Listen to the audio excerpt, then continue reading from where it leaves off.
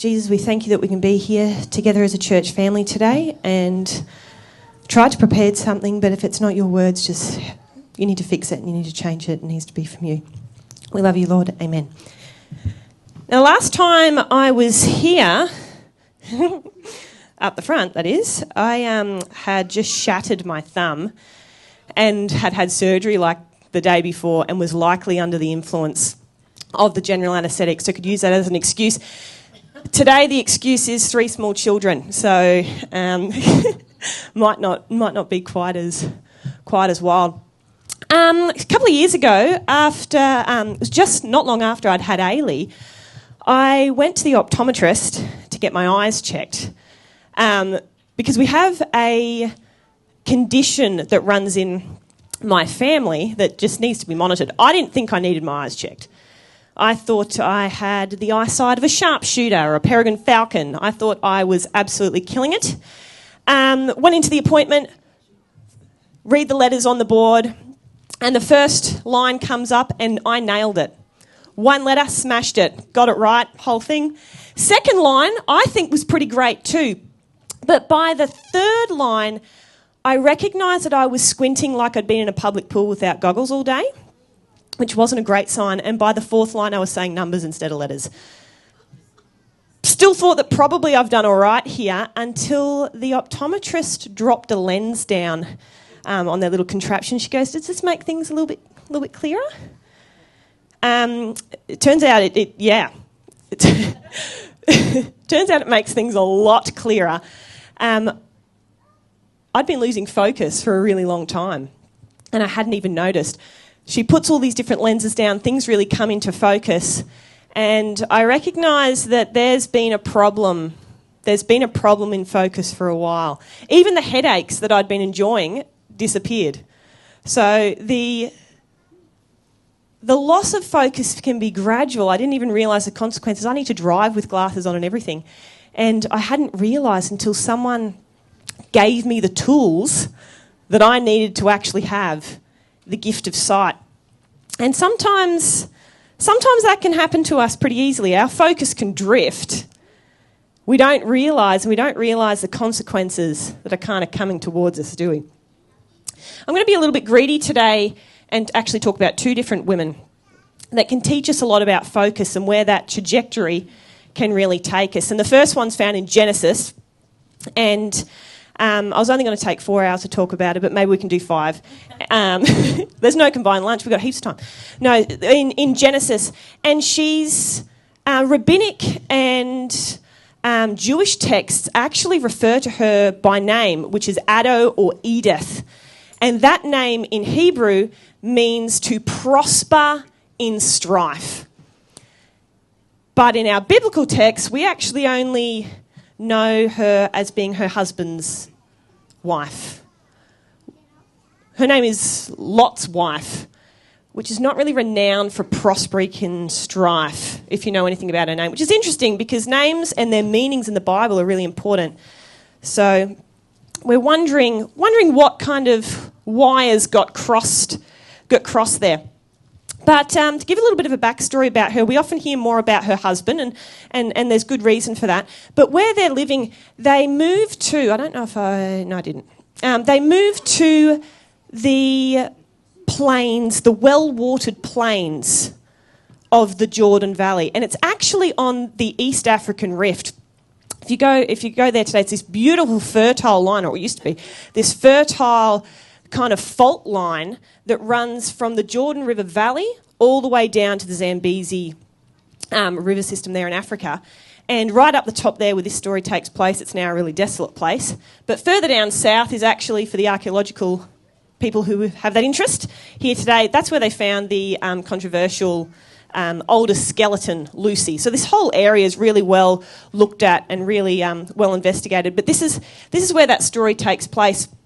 And particularly the well-watered plains was super fertile at that time, that a lot of different cities and kingdoms set up all around it and in it because it was super prosperous and could support a heap of farming, a heap of food, a heap of stuff. To the point of there was actually a lot of wars around that area as well. But this is where Lot and his family moved to. They'd kind of outgrown the relationship with he and Abraham and their families. They'd gotten a bit too big for each other. They'd started to argue and fight, and things weren't fantastic between them, so they needed a bit of space, and Lot chose to live down here and ended up settling in the city of Sodom there on the plains. Now, around that time, there was a big battle or a big war that happened over a number of years called the War of the 4 and 5 Kings. And it was between all of the kings of the cities and the areas around there fighting over this fertile place because it was really valuable. And having the extra people to help you out too was also really useful for them at that time. And we've got, let me have a little look here. We've got his, how bad is it? Oh, there we go. We find that Lot has gotten himself into a little bit of trouble. And in Genesis 14, they were actually captured from their home in this war of 4 and 5 kings. And Abraham finds out about it. And it says, and Abram chases him. They go out after this army that's captured the people of Sodom. And it says, then Abram brought back everything the enemy had stolen, the women and the other people, and Lot, and everything Lot owned. It's a bit of a wild time. We can make the assumption, because when the War of 4 and 5 Kings happened, not long after, historians believe the destruction of Sodom and Gomorrah happened. So when Abram brought back everything the enemy had stolen, the women and the other people and Lot and everything Lot owned, we can pretty safely make the assumption that Lot's wife is included in this little situation. And I don't know that now is the time slot to do a deep dive into the experiences that people, but especially women, may have endured during a time of capture by an enemy. And then when they were returned to Sodom, we know when we rebuild Jerusalem later on, that it's a really dangerous time rebuilding a city, rebuilding a community after it has been decimated over a long period of time, but then by this capture. So when we think about Lot's wife and the place that she's living in and the community she's living in, it's a really yuck place. There's a lot of trauma there. There's a lot of pretty horrific memories perhaps that have been made there. A really, really tough time. That kind of gives us, this is the culture that they live in. The funny thing is they still choose to stay. They don't move out of the plain. They don't go back with Abraham, or Abram turns into Abraham. They don't go back. They still settle in this plain. It's not enough for them. It's not enough for them to leave. But this is the culture. This is the community. So in chapter 18, so not long after, Abram goes through some side quests, becomes Abraham. We heard here, I have heard a great outcry. This is God speaking to Abraham. Heard a great outcry from Sodom and Gomorrah, because their sin is so flagrant. I'm going down to see if their actions are as wicked as I have heard, and if not, I want to know. So Sodom doesn't become a spa of healing and health after it has been captured. It just falls into more and more despair. So God sends his angels, and they arrive in chapter 19, and not only do they find the city incredibly wicked. In fact, within 4 verses, they're welcomed into Lot's home, which that's really nice, but within 4 verses, the men of the city attack Lot's home, try and rip it apart to gain access to these angel guests. And the only way they're actually deterred is when the angels inside strike them blind. Absolutely wild. But what's worse is they find that God's people, Lot and his wife, have completely entrenched themselves in this community. An indication of that is Lot addresses the attackers when they come to the house, and he calls them, "Please, my brothers," he begged. Not "please, strange people." "Please, my brothers," he begged. "Don't do such a wicked thing. I have 2 daughters. Let me bring them out to you. Instead, you can do with them as you wish. But please leave these men alone, for they're my guests and they're under my protection. Not quite sure what protection his daughters were under, but apparently not his. He calls them my brothers. Now, I don't know about you, but as a mother, if I have people ripping my house apart, trying to gain access to guests in my home, and my husband offers my children instead, there's no amount of marital counselling that is going to resurrect this relationship. There is no eye contact here. There's no gift. There's nothing here that's really going to rebuild the lost trust in this relationship. But what's worse is it still doesn't wake these people up. You'd think that would kind of bring into focus that our family's in a bit of a tough situation here. We might need to make some positive choices, but it's still not enough. These people aren't even strangers to Lot and his wife, and they've picked men from this community to marry their daughters. So entrenched are Lot and his wife in this community that this is not enough for them to let go. What a spot. What a spot to find yourself in. For we are about to destroy this city completely, it says in the next verse. The angels are not convinced that anything great's going on here. If we're about to destroy this city, for the outcry against this place is so great, it's reached the Lord, and he has sent us here to destroy it. Lot actually rushes out, and he goes to his to-be son-in-law's homes, and he begs them, quick, this place is going down, come with us. They go to their life group, the people they're doing life with. They go to their gym. They go to their friends. They go to their extended family. Quick, we got to leave. Got to leave. The angels have told us things are going astray. And they laugh them off. The fiancés laugh at them. Their most trusted people laugh Lot off. And as he returns home, the Bible says it's just in the morning, and the angels have had enough. Time is up, and they tell Lot explicitly, hurry, take your wife and your 2 daughters who are here, get out right now, or you'll be swept away with the destruction of the city. The next verse in 16 says, when Lot still hesitated,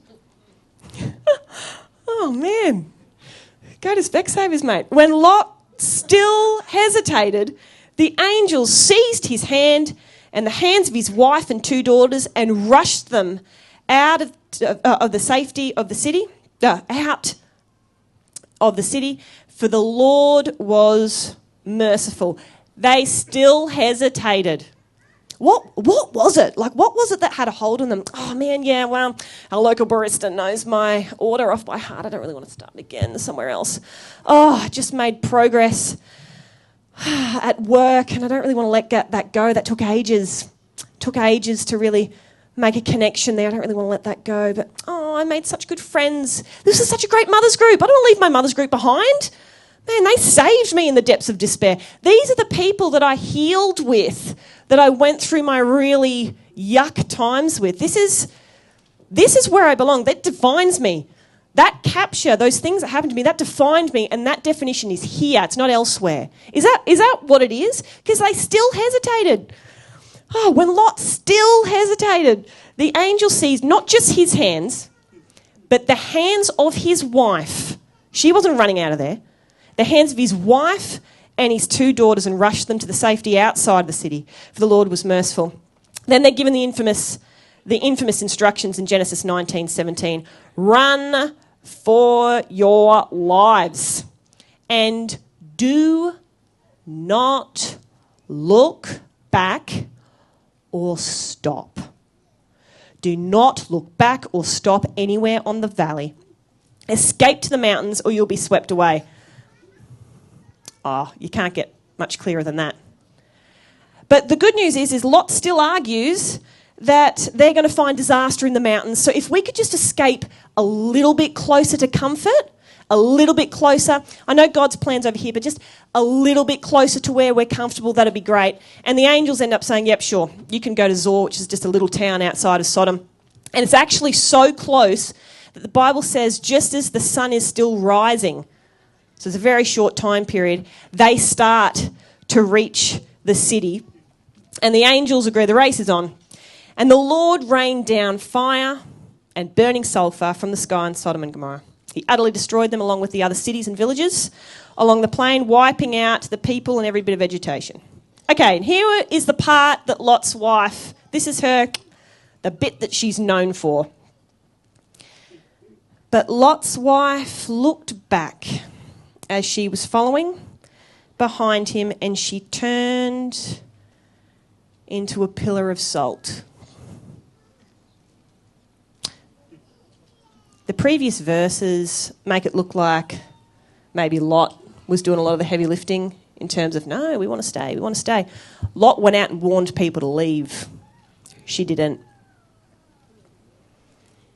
When they're running away, Lot and his daughters don't look back, but she does. Kind of indicates where someone would rather be. If you're leaving a place that's that gross, that's traumatic, that's that hard, you're not really that inclined to look back at it, surely, unless that's where you really would love to be. It's really sad. In Luke 17, I think I've missed that one. Yeah, there we go. In Luke 17, verse 32 and 35, Jesus is talking about the end times. And he says, remember what happened to Lot's wife. If you cling to your life, you will lose it. And if you let your life go, you will save it. There's 137 women in the Bible that are explicitly named by name. There's a lot more mentioned, of course, but by name. But this is the only one Jesus says to remember. If Lot's wife could perish within the sight of the place of safety, so might we if we pay too much attention from the things that we are supposed to be running from. I'll say it one more time. If she could perish within the sight of the place of safety, so might we if we pay too much attention to the things from which we are supposed to be running. You can't look forward into God's plan for your life when your focus is backwards. At the job where you were treated like trash, at the relationship that's defined you, at the rubbish that someone spoke over you, or the pain that someone's inflicted over you, or maybe that stage of life that you're trying to hold on to. They're all real, they're all valid, they're all great reasons, but it's not necessarily what God has called you for. When Lot's wife turns into salt, she isn't just one giant condiment. Excess salt can cause calcification. If you're calcified, you get stuck. She's stuck looking back.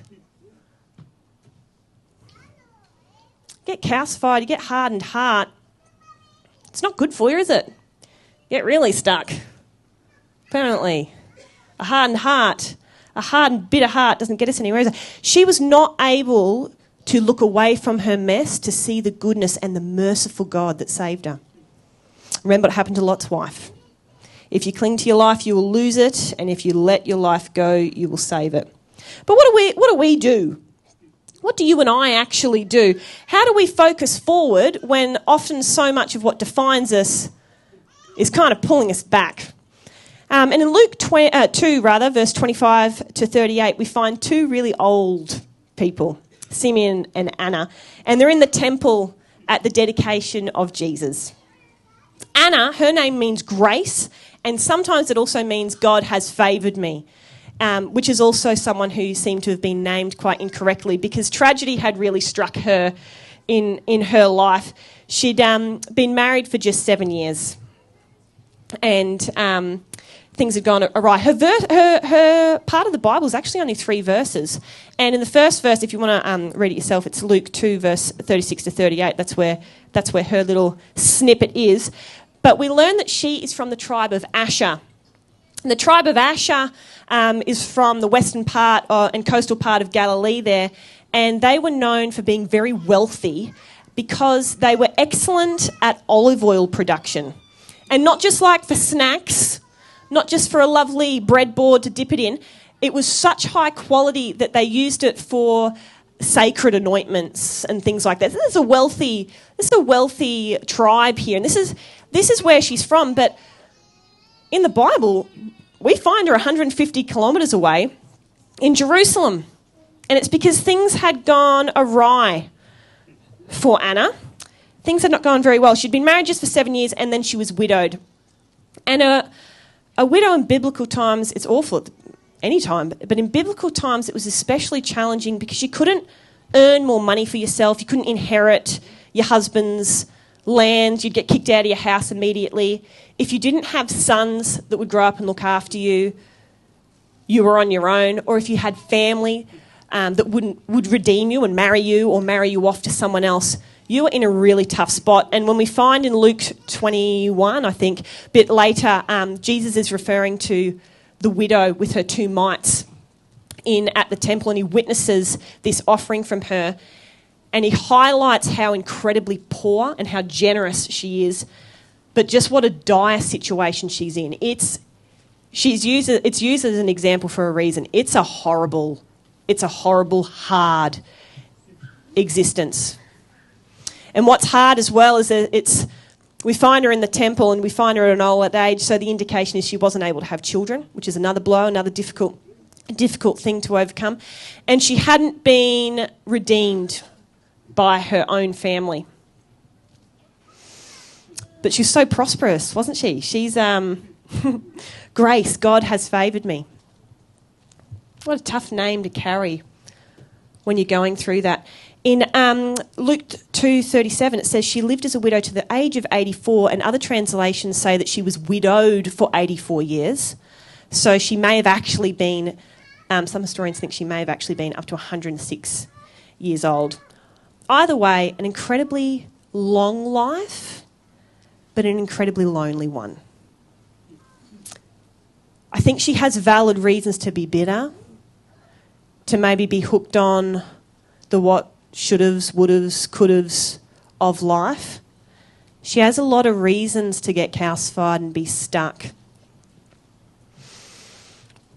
That's not where we find her. The rest of verse 37 says she never left the temple but stayed there day and night worshipping God with fasting and prayer. When her own home had been in jeopardy, she went to live in the house of the Lord, and she didn't look back.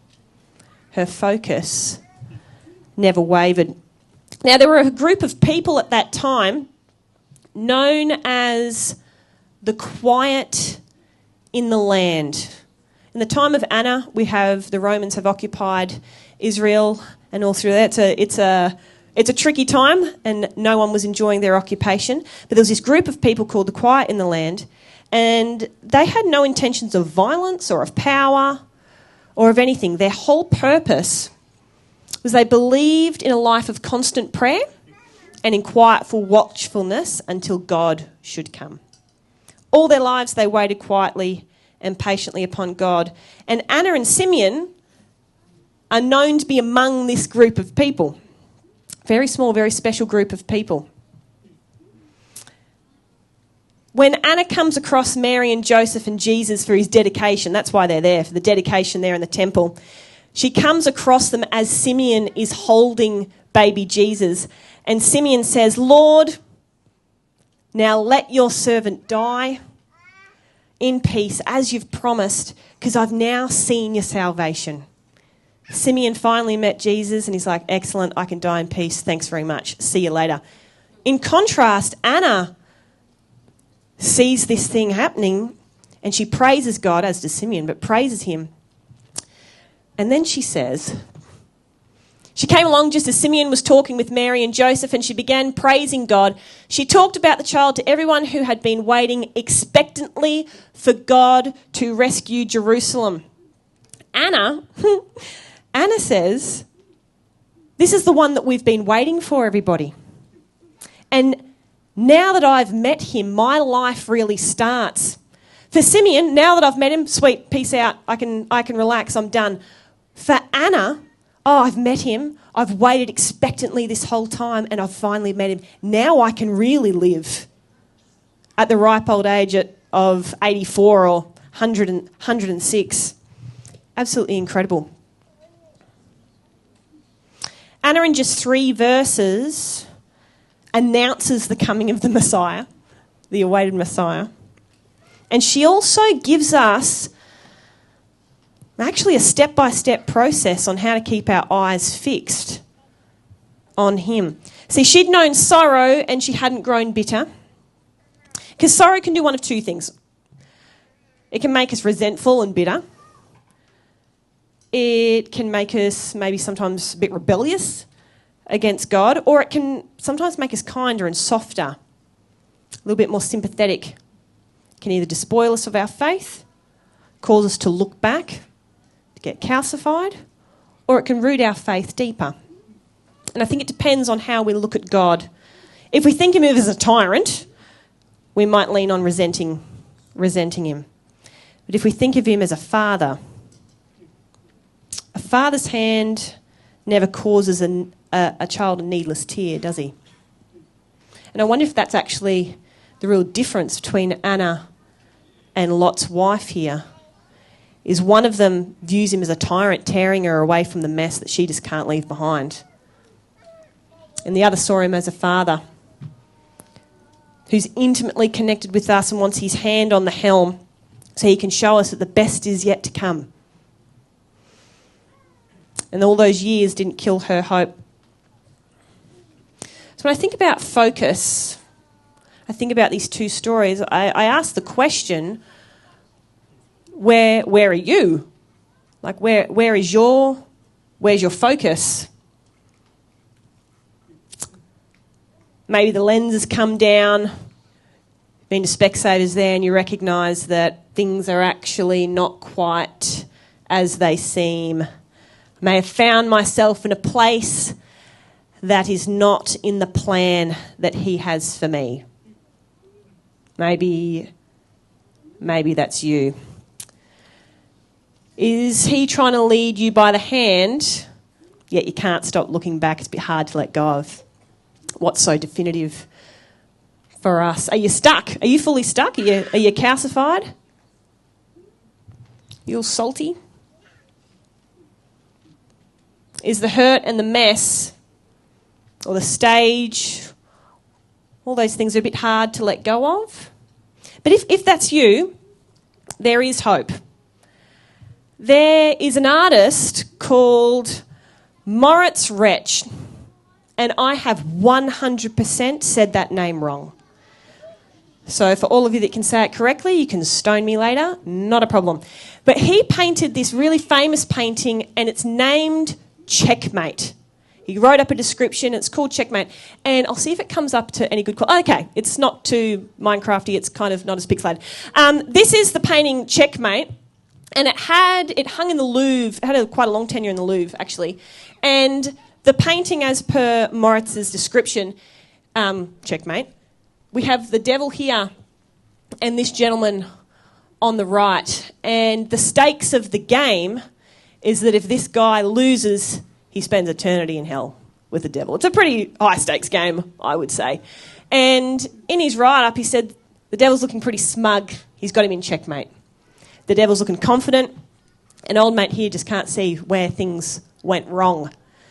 And the legend goes that while it was in the Louvre, a grandmaster, chess grandmaster, if you know nothing about chess, that's fine. A grandmaster is top of their game. He booked a tour of the Louvre and they happened upon this painting. The guide there gives them the description. This is the name. This is why it was painted, all of the interesting information. And they move on. And after they've gone quite a distance through the Louvre, they recognise that the grandmaster is no longer in the group. So they retrace their steps and they find him still here, fixated on this painting. And the guide goes, what an opportunity. Tell us, what's got you so engaged? And the grandmaster is said to have said, you need to get your curator in here because there's a mistake. There's been a mistake on this painting. There's either a mistake on the painting or there's a mistake in your description, because the description and the title says this is checkmate. this guy's done in and the devil has won. But I can tell you that this man's king has one more move, and his king ensures his victory.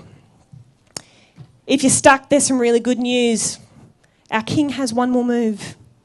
He always has one more move. He is willing to come into the mess, to hold your hand and pull you out of it. He's happy to come into the Sodom. He's happy to pull you out of it. He has one more move.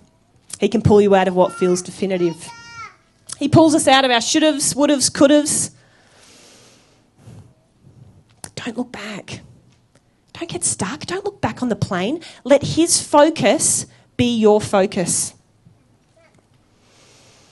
And if you're not sure how to let that happen, because that can be pretty wild, that can feel pretty scary, I encourage you to let the quiet in the land perhaps be your guide.